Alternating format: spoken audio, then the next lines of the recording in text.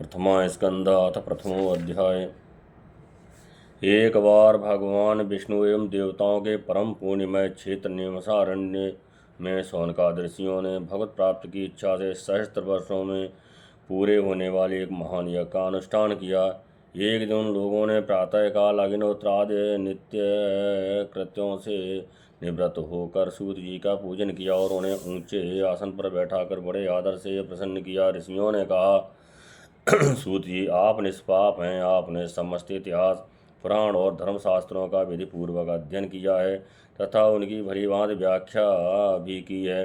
वेद वेदताओं में श्रेष्ठ भगवान बादरायण ने एवं भगवान के सगुण निर्गुण रूप को जानने वाले दूसरे मुनियों ने जो कुछ जाना है, उन्हें जिन विषयों का ज्ञान है, वह सब आप वास्तविक रूप में जानते हैं। आपका हृदय बड़ा ही सरल और शुद्ध है, इसी से आप उनकी कृपा और अनुग्रह के पात्र हुए हैं। गुरुजन, आपने प्रेमी शिष्य को गुप्त से गुप्त बात भी बता दिया करते हैं।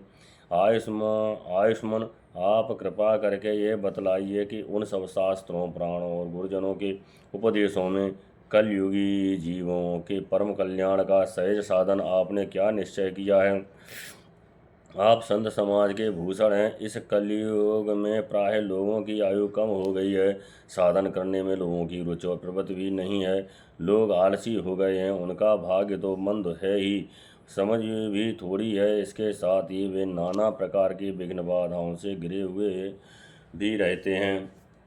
शास्त्र भी बहुत से हैं, परंतु उनमें एक निश्चित साधन का नहीं, अनेक प्रकार के कर्मों का वर्णन है। साथ ही वे इतने बड़े हैं कि उनका एक अंश सुनना भी कठिन है।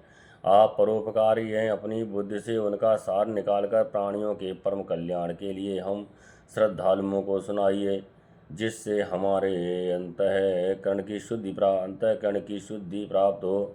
प्यारे सूत जी, आपका कल्याण हो। आप तो जानते ही हैं कि यदुवंशियों के रक्षक भक्तवत्सल भगवान श्री कृष्ण वासुदेव की धर्मपत्नी देवकी के गर्भ से क्या करने की इच्छा से अवतीर्ण हुए हैं, हम उसे सुनना चाहते हैं। आप कृपा करके हमारे लिए उसका वर्णन कीजिए, क्योंकि भगवान का अवतार जीवों के परम कल्याण और उनकी भगवत प्रेममयी समृद्धि के लिए ही होता है। ये जीव जन्म मृत्यु के घोर चक्र में पड़ा हुआ है। इस स्थिति में भी यदि वह कभी भगवान के मंगलमय नाम का उच्चारण कर ले तो उसी क्षण उससे मुक्त हो जाए, क्योंकि स्वयं भय भी भगवान से डरता रहता है। सूत जी, परम भक्त और परम शांत मुनिजन भगवान के श्री चरणों की शरण में ही रहते हैं, अतएव उनके से स्पर्श मात्र से संसार के जीव तुरंत पवित्र हो जाते हैं। इतर गंगा जी के जल का बहुत दिनों तक सेवन किया जाए तब कहीं पवित्रता प्राप्त होती है। ऐसे पुण्यात्मा भक्त जिनकी लीलाओं का गान करते रहते हैं, उन भगवान का कलिमलहारी पवित्र यश भला आत्मशुद्धि की इच्छा वाला ऐसा कौन मनुष्य होगा जो श्रवण न करे। वे लीला से ही अवतार धारण करते हैं। नारदाद महात्माओं ने उनके उदार कर्मों का गान किया है।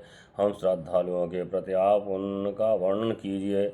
बुद्धिमान सूत जी, सर्वसमर्थ प्रभु अपनी योग माया से स्वच्छंद लीला करते हैं। आप उन श्री हरि की मंगलमयी अवतार कथाओं का वर्णन कीजिए। पूर्ण कीर्त भगवान की लीला सुनने से हमें कभी भी तृप्त नहीं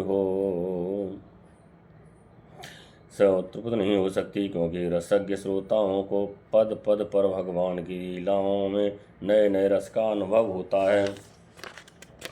भगवान श्री कृष्ण अपने को छिपाए हुए थे, लोगों के सामने ऐसी चेष्टा करते थे मानो कोई मनुष्य हो, परंतु उन्होंने बलराम जी के साथ ऐसी लीलाएं भी की हैं, ऐसा पराक्रम भी प्रकट किया है जो मनुष्य नहीं कर सकते। कलयुग को आया जानकर इस वैष्णव क्षेत्र में हम तीर्थकालीन सत्र का संकल्प करके बैठे हैं। श्री हरि की कथा सुनने के लिए हमें अवकाश प्राप्त है। यह कलयुग अंतःकरण की पवित्रता और शक्ति का नाश करने वाला है। इससे पार पाना कठिन है। जैसे समुद्र से पार जाने वाले को कर्णधार मिल जाए, उसी प्रकार इससे पार पाने की इच्छा रखने वाले हम लोगों से ब्रह्मा ने आपको मिलाया है। धर्म रक्षक ब्राह्मण भक्त योगेश्वर भगवान श्री कृष्ण के अपने धाम में पधार जाने पर धर्म ने जब किसकी शरण ली है, ये बताइए। श्रीमद्भागवते महापुराणे परमहंस्याम संहितायां प्रथम स्कंदे निमिषोपाख्यानो प्रथमो अध्याय।